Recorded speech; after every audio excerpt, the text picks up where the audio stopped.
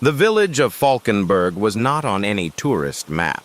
It lay at the edge of the Black Forest, where trees grew thick as myths and the sky dimmed unnaturally early. When the young priest, Father Elias Grunwald, arrived in the summer of 1928, the villagers greeted him with wary smiles and downcast eyes. They spoke little and prayed often, but rarely inside the chapel. The chapel itself was ancient, predating even the foundation of the Holy Roman Empire. It was built from black stone, its steeple crooked as if recoiling from the sky. In its crypt, the air was always damp, and a strange scent of mildew and copper lingered. Elias had served in other small towns before, but something about Falkenberg clung to him, an invisible grime beneath his collar, a whisper behind each gust of wind. 3 weeks after his arrival, the confessional began to creak open at night. No one entered it, not during services, not after. It remained closed during the day, but each morning Elias found the curtain pulled aside, the seat indented as if someone had sat there, long and heavy. Once, he found a small handprint in the dust on the wood, too small to be an adult's, too wide-fingered for a child's. He asked the villagers, but they only shrugged. "The wind," said the baker. "A rat," said the innkeeper. The old woman who sold candles outside the chapel said nothing. She merely crossed herself when he asked and gave him a red string to tie around the door. He burned it that night. The whispering grew louder. In the rectory attic, Elias found the journal of Father Anselm, who had served in the village in the early 1700s. The entries began formally: mass records, crop blessings, burials. But within a few pages, they unraveled into something else. March 3rd, 1707. The forest is watching. It does not sleep. March 10th, 1707. I saw her again, barefoot, pale, humming by the altar. She disappeared when I called out. April 2nd, 1707. I buried the book under the black root behind the chapel. If they find it, it begins again. The final entry was just a smear of ink and a single word: Confessio. Elias dreamt of roots that night, coiling around his bedposts, slithering beneath his skin. The oldest man in the village was named Victor Holtz. He had not stepped inside the chapel in decades. But one night, Elias found him waiting outside the rectory, hat in hand, tears in his eyes. I heard them, Victor whispered. They told me you found the journal. Elias nodded. You need to leave, Father. You've seen the trees. They lean toward the chapel, not away. Something is buried here. Something that feeds. When Elias asked what it was, Victor only said, The first priest made a bargain. We've been paying ever since. The next morning, Victor was gone. The villagers claimed he had wandered into the forest. No one searched. Behind the chapel, near the crooked yew tree, Elias dug where the journal had hinted. The earth was soft, almost eager to be moved. A meter down, his shovel struck something hard. A book.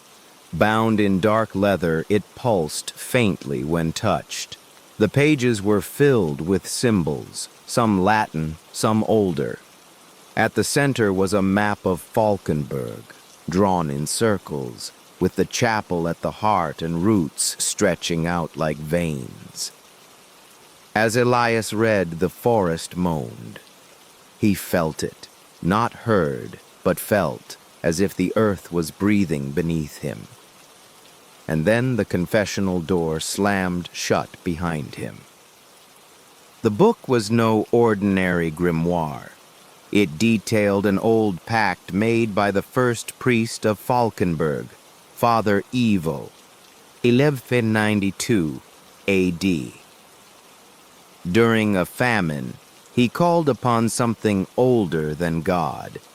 The entity answered, "In return for prosperity, a soul must be given every generation, not just sacrificed, but confessed, given willingly, purged of guilt before the offering."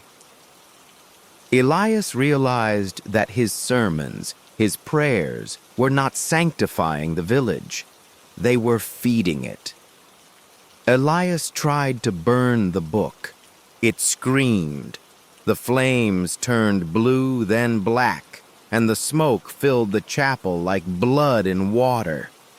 He collapsed, dreaming of antlers and bone altars. He awoke outside in the cemetery. The book sat beside him, unharmed. Children stopped coming to church. Then adults. Then the baker's wife disappeared. Her screams were heard only by Elias, echoing from the woods. The mayor came to him one evening, pale and trembling. "It's your turn," he said. "The forest has chosen." Elias refused. The villagers turned on him, not with violence, but with silence. Doors would not open. Food was not brought. The chapel began to rot, fast. Mold bloomed on sacred cloth. The candles melted without flames. Elias gave a final mass to an empty room. As he spoke, the walls began to bleed, a thick black sap dripping from the stone. He saw faces in the stained glass, unfamiliar and watching. He read from the Bible until his voice cracked. Then he screamed the name from the book. The chapel sighed in relief. After that night, the village records ceased. No births, no deaths, no visitors, only silence. In 2022, a graduate student named Helena Weiss arrived in Falkenberg, researching pre-Christian rituals in Bavarian folklore. She found no hotel, no working phone service, no internet. But she found the chapel, and the journal, and the book. She documented everything, emailing audio files to her advisor. Only the first file came through. "There's a crypt beneath the altar. I can hear something moving. The book wasn't written. It was grown." Her last email ended mid-sentence. Locals say Helena went mad. She walked into the woods with the book and never returned.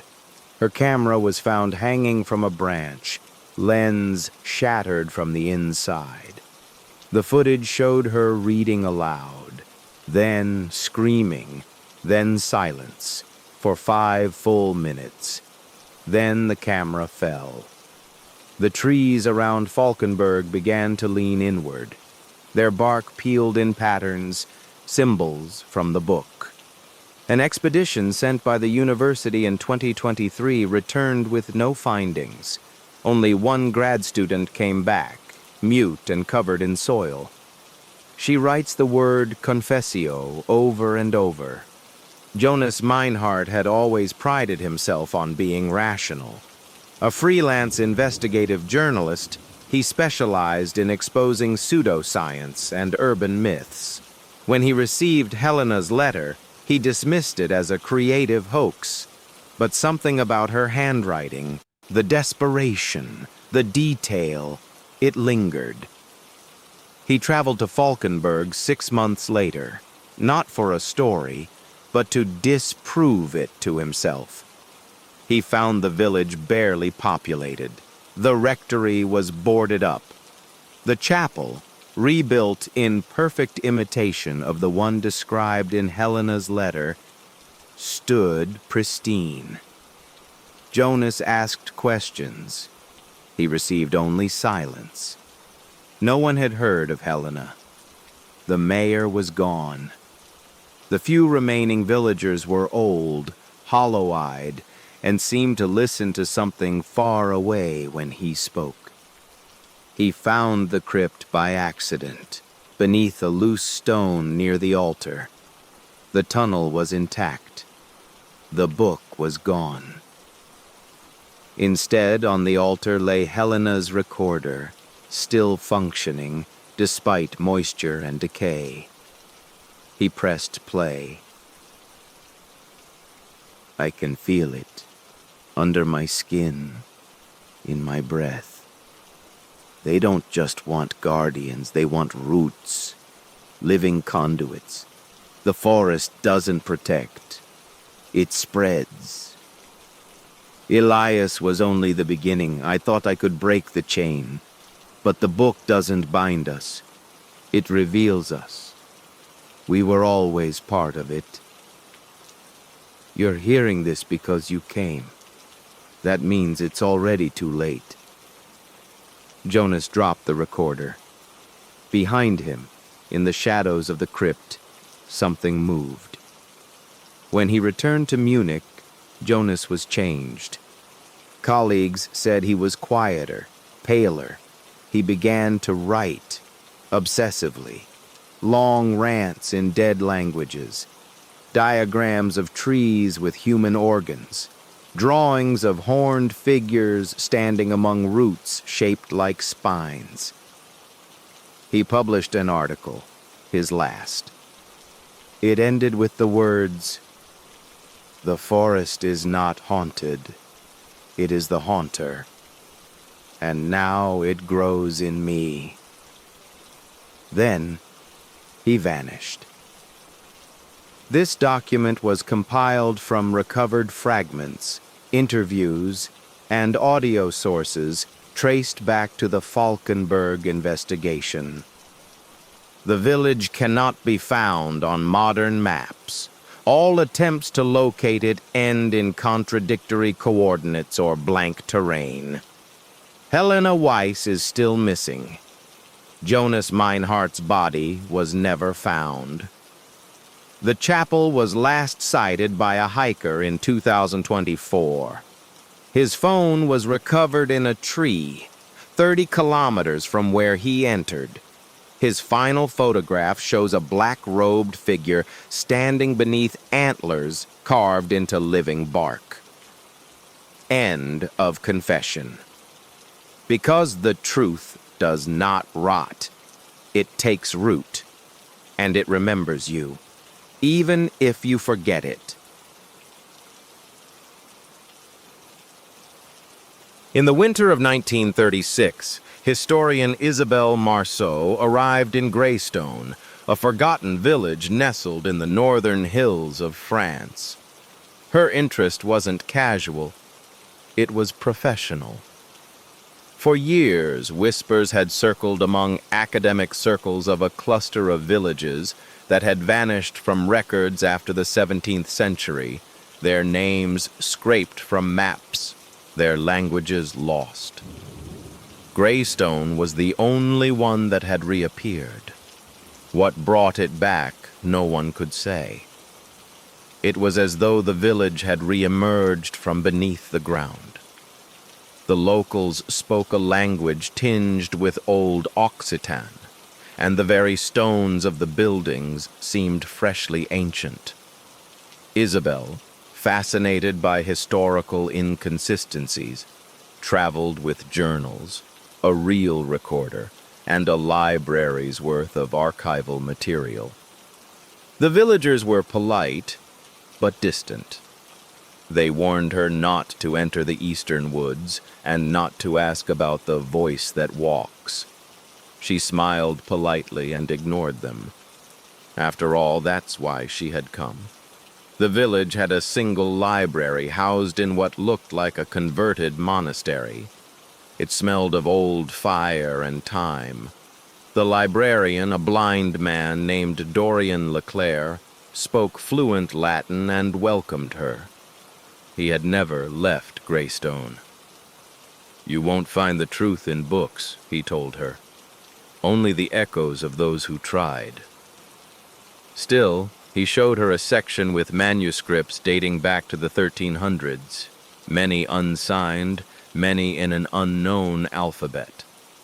One manuscript, bound in lambskin and stitched with copper wire, bore no title, but its margins were filled with tiny handwritten prayers and drawings of shadows whispering into human ears. When she asked who wrote it, Dorian said, "That book is never written, only heard." That night Isabel dreamed of footsteps pacing just outside her window. They did not stop until dawn. At the village's center stood a chapel with no crosses and no name. Its windows were stained black. Inside, statues of saints stood eyeless and mouthless. One had no hands, another had no feet. Yet each bore a single word carved into the base: "Tace," Latin for "be silent." During her second night, Isabel slipped inside with a lantern. The statues shifted when she wasn't looking. Not moved, but reoriented, as though subtly correcting their posture. Her breath clouded in the warmth. She lit a candle and placed it at the altar. It flickered sideways. Behind the altar was a wooden panel. She pressed it. It opened into a spiral staircase, descending underground. She entered. She did not return until sunrise. There were no coffins, no bones, only shelves lined with jars. In each jar, a preserved tongue, hundreds of them. Some were tagged with names, others with dates. One was still moving. On the back wall, etched deep into the stone, was a phrase in Latin: "Qui loquitur pascit." He who speaks feeds it. She recorded everything, but when she played the tape back, there was no audio, just faint breathing. Her own? A child approached her the next day. His name was Emile. He didn't speak. He handed her a drawing. It showed a woman, her, surrounded by black, faceless figures. The sky above her mouth was stitched shut with roots. Emile pointed to the forest. Dorian told her, "Emile was born without a tongue. His mother claimed it was stolen by the shadows the night she heard them speak to her in her dreams." The boy followed Isabel until dusk, then vanished. Ignoring warnings, Isabel entered the eastern woods. The air changed almost instantly. Sound fell flat. Her own footsteps were muffled. She found stones arranged in circles, each with holes drilled through the center. A low hum pulsed through them. Insects did not enter the circles. In the center of the largest circle, a stone chair sat cracked in half. Beneath it, a skeleton was fused into the earth, jaw torn wide. She touched the stone and heard it. Not a voice, not quite. A suggestion of thought. It said, "You already listened." Back at the inn, the whispers began in earnest. At first in dreams, then behind walls, then beneath her skin. She tried to record them. They never played back. She tried to write them. Her hands trembled until they bled. She told Dorian. He took her to a locked room in the library, lined with mirrors. "This room is silent," he said. "They cannot enter where there is no shadow." There, she managed to sleep. But in the mirror she saw someone else standing behind her. Among the library archives, she found a bundle of parchments sealed with wax. Dorian said they were forbidden. She opened them anyway. They detailed the year 1654. The villagers had tried to speak a name, one they had buried in silence for centuries. The name awoke. One by one, the people began whispering it, and one by one, their tongues were taken. Those who resisted were found torn open at the jaw. At the end of the parchment, we gave it silence. It gave us peace. The pact stands until a new voice feeds it. Isabel felt something shift inside her, a hunger not her own. In desperation, Isabel reenacted a ritual described in the margins of the forbidden texts. It involved a mirror, salt, a black candle, and silence. She sat alone, candle lit. She did not speak. The flame burned without flickering. At midnight, her reflection blinked. She did not. It spoke. She listened. It told her the name. She forgot it immediately, but her body remembered.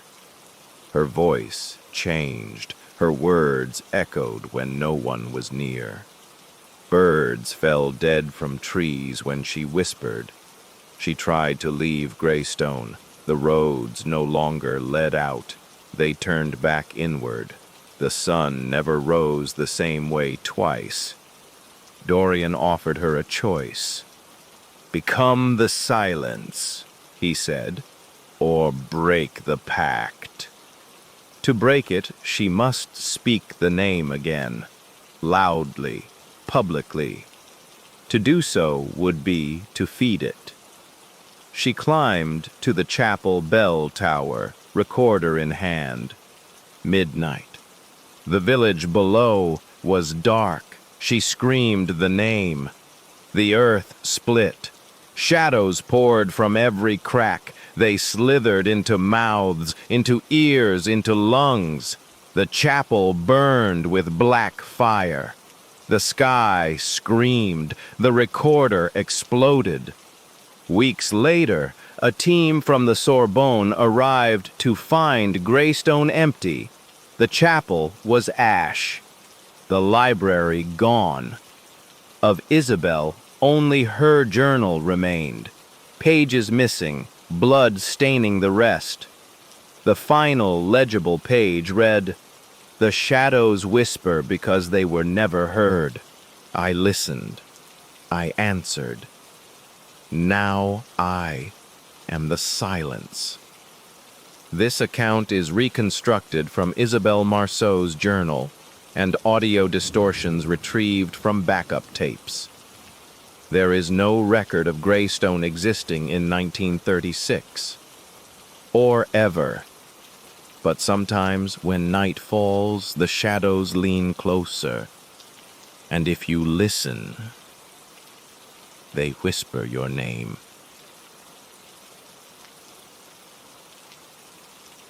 In September 1936, Jonathan Krell, a Cambridge anthropologist with a special interest in ancient rites, received a parcel from Istanbul. The sender, a reclusive Orientalist named Emre Altun, had vanished months earlier. Inside the package was a letter written in frenzied German and a leather-bound journal stained with something dark and brittle. The letter read, "Jonathan, do not read it aloud. Do not speak the names. They grow stronger with voice." Krell, driven by curiosity, ignored the warning. The entries in the journal hinted at a dig site deep in eastern Anatolia, beneath the ruins of a pre-Hittite settlement called Haikarat. Emre described a descent through strata of time, through architecture older than any known civilization. And then he spoke of voices. Haikarat was not on any map. Jonathan enlisted 2 colleagues, Dr. Clara Miles, an epigrapher, and Marcus Bell, a war veteran turned logistics expert. They arrived in Erzurum in early October. From there, a local guide named Yusuf led them on horseback into the Kakar Mountains. The ruins lay buried beneath a collapsed ziggurat. The entrance was a tunnel carved with spirals and mouths, an unsettling motif that recurred throughout the site. They descended. Beneath the ziggurat was a city hollowed into the rock. The walls pulsed faintly in torchlight, as if alive. Clara translated a mural in the antechamber. Those who sang in silence, they spoke before sound. Jonathan found a doorway sealed with pitch and bone. Despite Yusuf's protests, they broke through. Inside was a circular chamber. At its center stood a plinth made of fused vertebrae. On it, a mask. The mask was not ornamental. It was a relic of ritual, a thing worn to become something else. Crafted from obsidian and inlaid with teeth, it radiated pressure. Jonathan touched it. The torchlight dimmed, and for the briefest moment, everyone heard it. A breath not their own, drawn in. They camped outside the chamber. That night, Marcus vanished. Clara found his boots facing the tunnel. Inside them, ash, still warm. Jonathan read more of Emre's journal. One passage stood out. They wait for ears, they wait for minds, do not offer yours. He began dreaming of a corridor with no end, lined with weeping statues that bled ink. Back in England, an archivist at the Bodleian Library discovered correspondence between Emre and a forgotten society, the Alethean Circle. Their doctrine was clear. Knowledge can be disease. One letter described Haikarat as a cyst in the world, a necrotic memory of language. Words, they believed, had once been alive. Some still were. Clara wore the mask. She said nothing at first. Then she began humming a melody none of them recognized. Her voice deepened, layered with overtones. Her eyes rolled back, and she spoke a phrase Jonathan couldn't translate. The cave shook. Later, Clara remembered none of it, but her handwriting changed, becoming angular, non-Euclidean. Yusuf fled in the night. Jonathan and Clara ventured deeper. They found chambers filled with statues, each one different, but all of them screamed silently.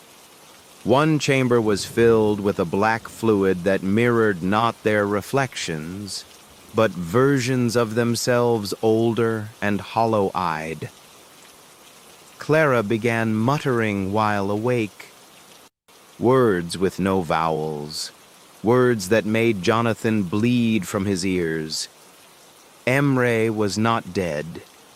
He waited in the final chamber, kneeling before a tree made of ribs and veins. He was blind.